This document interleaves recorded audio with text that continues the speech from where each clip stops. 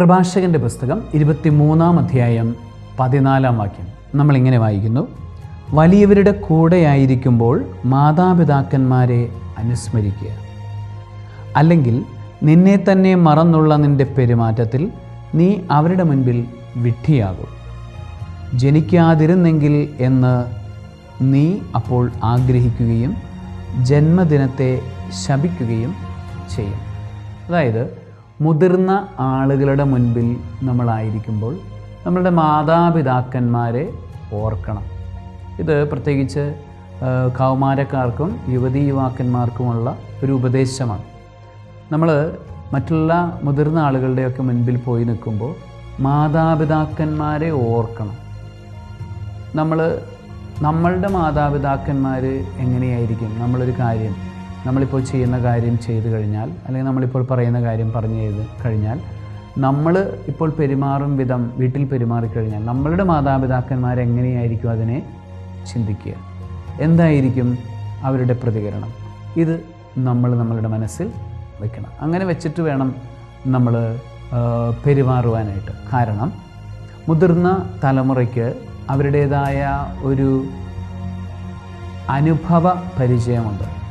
അത് ചെറിയ തലമുറയ്ക്ക് അതുണ്ടാവില്ല. ആ അനുഭവം കുറവാണ്.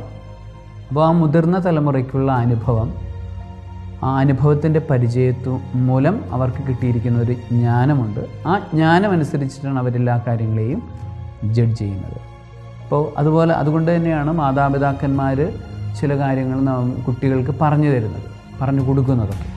അപ്പോൾ നമ്മൾ മാതാപിതാക്കന്മാർക്ക് പക്ഷേ എപ്പോഴും കൂടെ നടന്ന് പറഞ്ഞു തരാനായിട്ട് പറ്റത്തില്ല.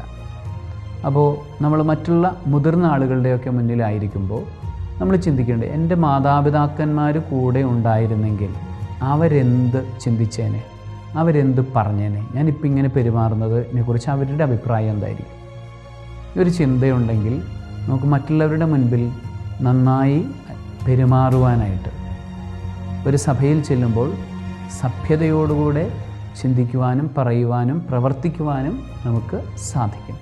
അതല്ല എങ്കിൽ നമ്മൾ അന്നേരത്ത് എന്തെങ്കിലുമൊക്കെ നമ്മൾ കാണിച്ചു കൂട്ടുമായിരിക്കും. പക്ഷേ പിന്നീട് നമ്മൾ കുറേ ദിവസം കഴിയുമ്പോൾ, അല്ലെങ്കിൽ കുറച്ച് മാസങ്ങളും വർഷങ്ങളൊക്കെ കഴിഞ്ഞ് കഴിയുമ്പോൾ നമുക്കുണ്ടായ അനുഭവങ്ങൾ അല്ലെങ്കിൽ നമ്മളുടെ പെരുമാറ്റ രീതികളെക്കുറിച്ച് നമ്മൾ പിന്നീട് ചിന്തിക്കും.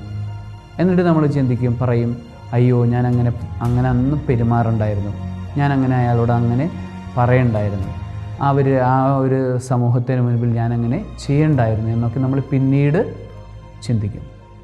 അപ്പം അത് നമ്മളുടെ യുവത്വത്തെക്കുറിച്ചും കൗമാരത്തെക്കുറിച്ചൊക്കെയുള്ള നമ്മളുടെ നല്ല ഓർമ്മകളും അതിനെക്കുറിച്ച് ഉള്ള നമ്മളുടെ അപ്രീസിയേഷനൊക്കെ നഷ്ടപ്പെടുത്തി കളയാനായിട്ട് ഇടയാകും. നമ്മളുടെ പേഴ്സണാലിറ്റിയെ ബാധിക്കും, നമ്മളുടെ കോൺഫിഡൻസിനെ അത് പിന്നീട് ബാധിക്കും. തോറ്റുപോകുന്ന അവസ്ഥകൾ നമ്മളുടെ ജീവിതത്തിൽ ഉണ്ടാകും. ചെറിയൊരു പരാജയം ഉണ്ടാകുമ്പോൾ തന്നെ എല്ലാം നഷ്ടപ്പെട്ടു പോയി എന്നുള്ള തോന്നലൊക്കെ നമുക്ക് ഉണ്ടാകും.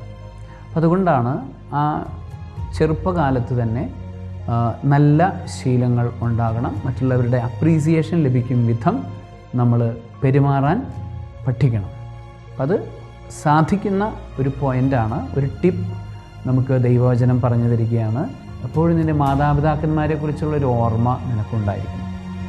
അപ്പൻ എന്ത് പറയും, ഞാൻ ഇങ്ങനെ പെരുമാറി, എൻ്റെ അപ്പച്ചൻ എന്ത് ചിന്തിച്ചേനെ, എൻ്റെ അമ്മ എന്ത് പറഞ്ഞു, എൻ്റെ അമ്മ എന്ത് ചിന്തിച്ചേനെ, അങ്ങനെയുള്ളൊരു ഓർമ്മയും ചിന്തയും നമ്മളുടെ മനസ്സിലുണ്ടെങ്കിൽ എല്ലായിടത്തും നന്നായി പെരുമാറാനുള്ള കൃപ നമുക്ക് ലഭിക്കും.